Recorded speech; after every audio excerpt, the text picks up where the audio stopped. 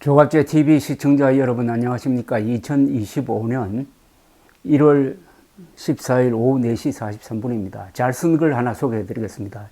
제가 자주 소개하는 글인데요. 최보식의 언론에 실린 전 조선일보 기자 최보식 편집인의 글입니다. 제목이 대통령을 남미의 마약 갱단 몰아붙이듯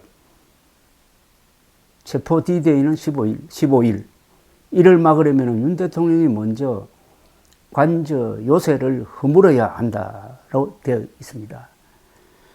정진석 대통령 비서실장이 이례적으로 아침 7시쯤 대국민 호소문을 발표했다. 윤 대통령 체포영장 집행이 초일기에 들어갔다는 정보를 입수한 것 같다. 정 실장은 이날 공수처와 경찰의 윤 대통령 체포 시도를 막아달라는 대국민 호소문에서 내일이 D-Day라고 했다.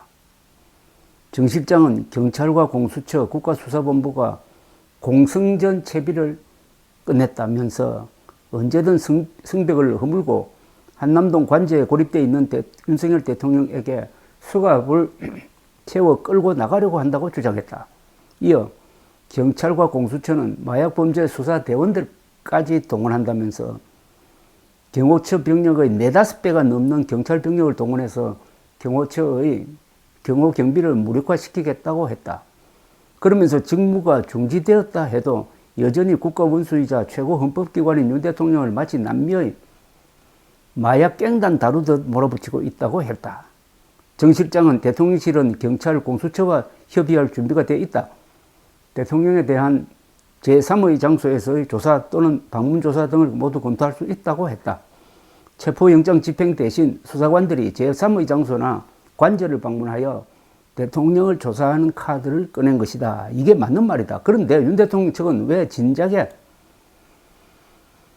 이런 식으로 수사기관에 협조하는 모습을 취하지 않았을까? 국가기관 충돌이라는 최악의 사태로 몰아간 것은 전적으로 윤 대통령의 책임이다. 탄핵이든 수사든 당당하게 받겠다는 윤 대통령이 수사기관 자격 타령을 하고 출석 요구서는 아예 수령도 하지 않음으로써 체포영장 발부 상황까지 왔던 것이다. 그러면서 관저를 요새화하고 경호처 직원과 사병들을 방패로 삼았다.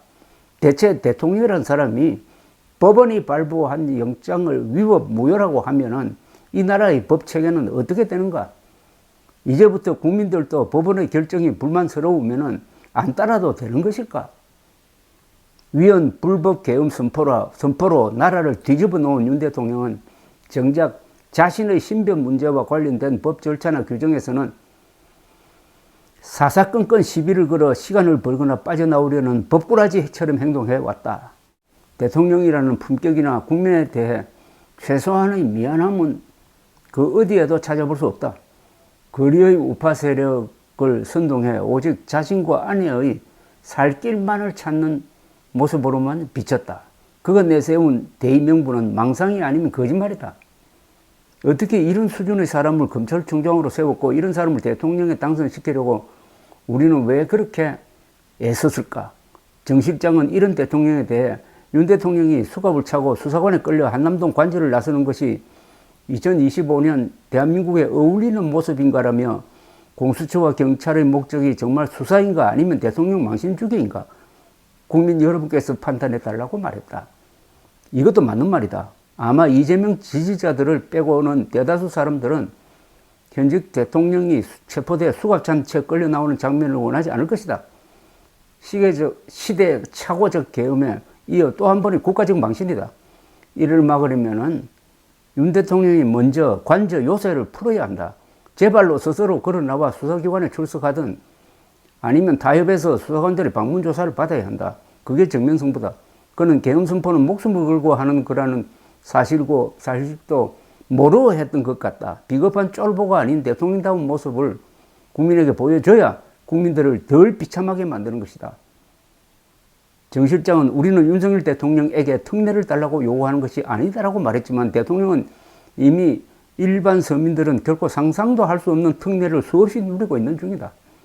어느 서민이 대통령처럼 저렇게 법 규정과 절차에 시비 걸며 요새 속에서 버틸 수 있나? 윤 대통령이 검사의 칼을 휘두를 때 이런 피의자를 보면은 어떻게 했을지 돌아보면 알 일이다. 최보식의 언론에 실린 최보식 편집인의 글이었습니다. 감사합니다.